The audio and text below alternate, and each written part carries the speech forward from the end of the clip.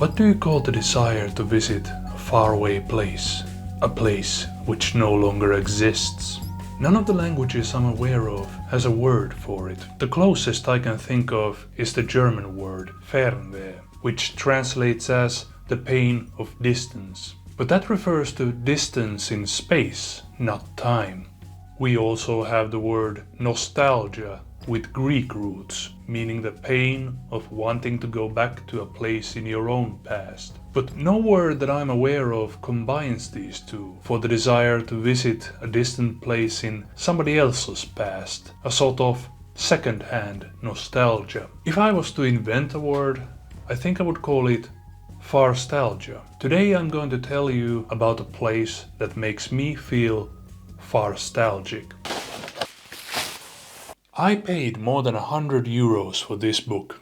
That might sound like a lot, but it's not so much to pay for a travel ticket. And that's what this book is to me. It is a ticket to a faraway place which I want to visit, but know that I never can.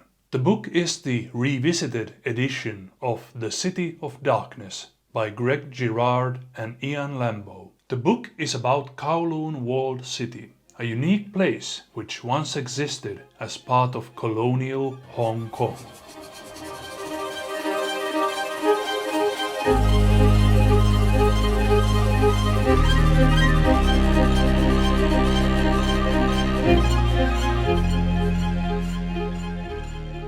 The walled city was a strange place within an already strange city. Hong Kong was carved out of the decaying body of Imperial China in the 19th century, during what the Chinese call the Century of Humiliation. After the Second Opium War, the British leased Kowloon Peninsula outside of Hong Kong Island from the Chinese. China was forced to cede control of most of the peninsula, but there was one small area where the question of sovereignty remained unresolved. This was the old military fortress of Kowloon's walled city. While in practice control of the area fell to the British, the Chinese never let go of their legal claim on the area. For the first half of the 20th century, this didn't really matter. Then came the Second World War and the Japanese occupation of Hong Kong. The Japanese dismantled the wall that gave the walled city its name. While the wall itself was never rebuilt, the name Walled City stuck. After the Japanese had been driven out and Britain resumed her colonial rule, Hong Kong's population exploded as the city received an influx of refugees from mainland China. This meant a high demand for housing, which in turn meant that the walled city would not remain empty for long. The colonial authorities could not, however, enforce their rules and regulations in the area without provoking anger from the newly established People's Republic of China. As a result, the walled city remained an essentially lawless enclave within Hong Kong, a sort of social experiment of practical anarchy. Because there was no regulation and very little space, the whole area developed into what was essentially one huge housing block. There were no streets inside the walled city. No vehicle could enter it, save the odd bicycle. Inside, you could only maneuver through narrow alleyways filled with improvised electrical wiring and plumbing, littered with garbage and infested with rats. The architecture was so dense that no daylight ever reached inside, giving the city its nickname, the City of Darkness.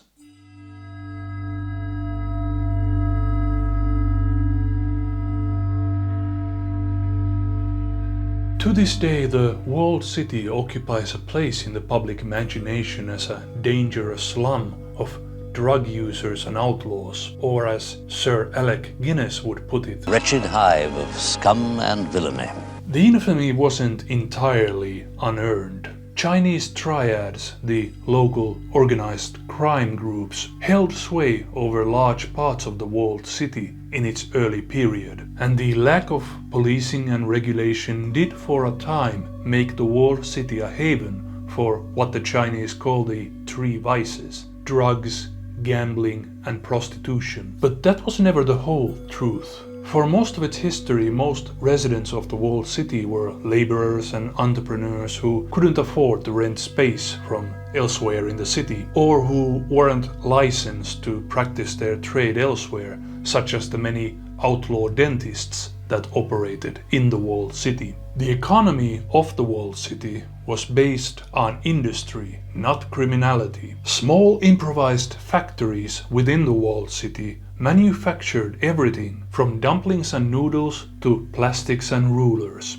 These products then flowed to the rest of Hong Kong, the city dwellers remaining blissfully unaware that many of the ingredients of the meals they ate in city restaurants were sourced from the rat-infested squalor of the walled city. Even in its darkest days, Kowloon's little den of vice wasn't entirely lawless. As early as the 1950s, Hong Kong police regularly patrolled the walled city and arrested criminals, though these cases were not brought before the courts. The arrested spent a night or two in jail, and the very worst offenders were deported. This hands-off policy gave rise to a rich ecosystem of illicit activities in the walled city. In 1958, however, a clear-cut case of murder in the walled city forced the hands of the authorities. After the convicted murderer was hanged without any protest from China, Hong Kong's authorities were emboldened to take a firmer hand against criminality in the walled city. The police began to shut down the infamous drug dens of the walled city, and gradually the curtains fell on the golden age of crime. In its later life, the walled city was no more crime-ridden than other low-income neighborhoods of Hong Kong. That's not to say that it wasn't an intimidating place to visit. Here's how one foreign visitor described the experience. From the innocuous, neutral outside, you plunged in. The space was no more than 4 feet wide. Immediately, the alley dipped and twisted. The safe world outside vanished. The walled city swallowed you up. It was dark and incredibly dank. Immediately, you were inside. The symphony of stinks commenced. The damp, first of all, underlying all the others. Then, as you progressed, smells of incense burned outside homes, or charcoal, of putrefying pig's guts, of sweet and sour cooking, of raw and probably rotting fish, of burning plastic. All this intensity of random human effort and activity, vice and sloth and industry, exempted from the controls we take for granted, resulted in an environment as richly varied and sensual as the heart of a rainforest. Neither the neighborhood itself nor its legal status would survive forever. All things, good and bad, must come to an end.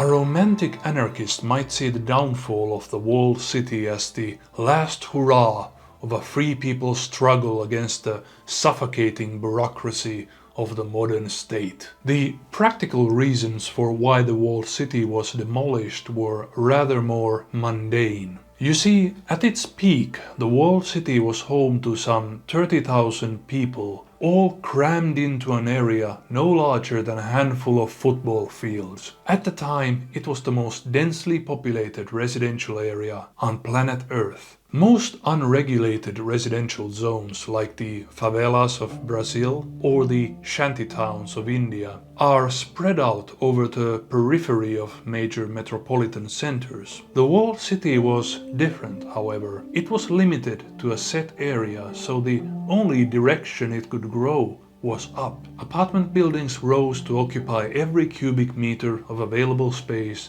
up until they reached the height limit set by the nearby airport's landing planes. For city authorities, this was an obvious health hazard. Should one of these unregulated apartment buildings collapse or a major fire break out in the area, it could have caused a mass casualty event of disastrous proportions. Sooner or later, order would have to be brought into the walled city. The British authorities made many efforts over the decades to clear out the walled city and resettle its residents, but they had always run into one wall or another. A serious effort to expel the residents was made in the 1960s, to which the locals responded by forming a group which would later be known as the Kaifong Residents Association. The Kaifong Association would later become something like the municipal government of the walled city, handling such matters as property disputes. This somewhat stripped the walled city of its anarchist street cred.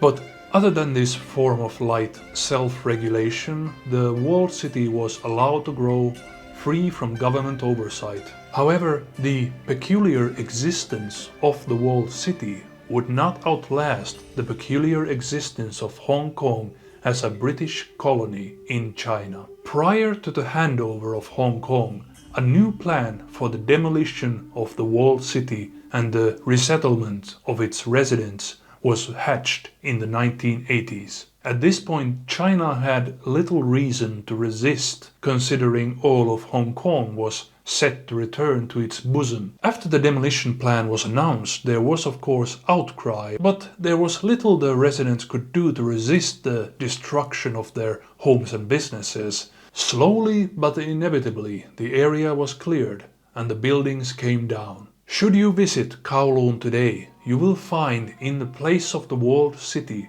only a clean and pleasant city park with a monument in its center dedicated to the ghosts of the City of Darkness.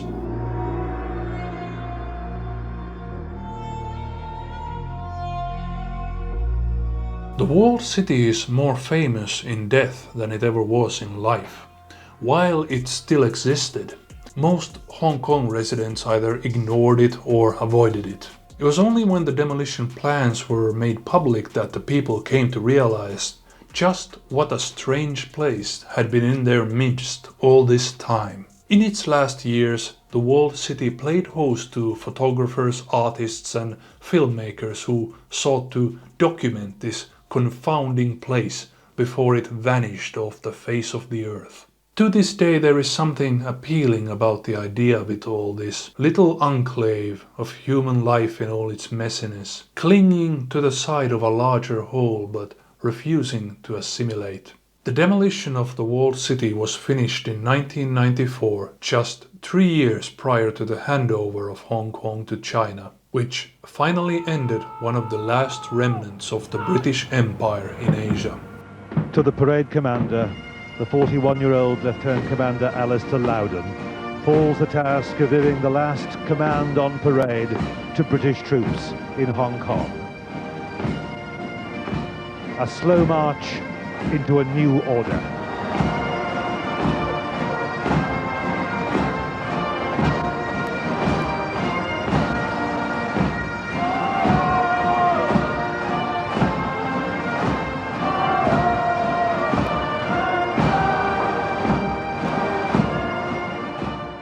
As part of the handover agreement, China had agreed to retain Hong Kong's independent system of government for at least the next 50 years. This was known as the one country, two systems approach. And for the next 2 decades it held, more or less.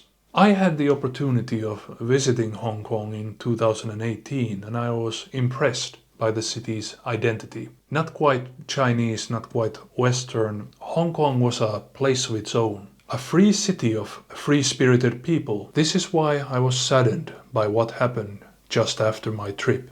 In 2019, Hong Kong's local government introduced a law that would allow the extradition of people arrested in Hong Kong to mainland China. This was the spark that lit the powder keg of an enormous protest movement. which in turn triggered a campaign of brutal repression by the Beijing-backed Hong Kong authorities. In 2020, China handed down a new security law for Hong Kong, which functionally dismantled the principle of one country, two systems. It gave the Hong Kong authorities vast powers to crush dissent, independent media and political freedoms. Now, more than a year after the new security law was passed, civil society in Hong Kong has been gutted. The pro-democracy activists are either jailed, in exile or in hiding. And that makes me farstalgic for a Hong Kong which no longer exists, a city which may never exist again. While it still existed, it was to me a symbol of everything the Chinese people could do when they were freed from the shackles of tyrannical government. And after its flame has been snuffed out, its ashes are a symbol of everything the Chinese Communist Party has stolen from its people. Because if there is a lesson to be learned from the story of the Walled City, it is that people do not need governments to tell them what to do and what to think and what to feel every hour of every day of their lives. I can only hope that one day the rulers of China will understand this, so they could stop being so afraid of their own people.